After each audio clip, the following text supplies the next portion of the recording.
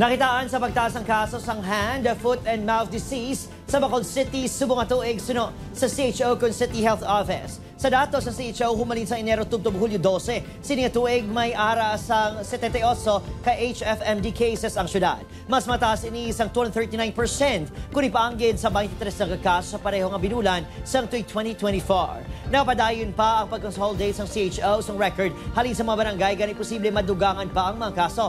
Ginahugot man ang kampanya sa mga eskwelahan bago nakita nga masami kabataan ang madasig nga nagkakatapikan sang HFMD. Pila sa mga sintomas sini amo ang hilanat, paghubag sang baba, kamot kag tiil.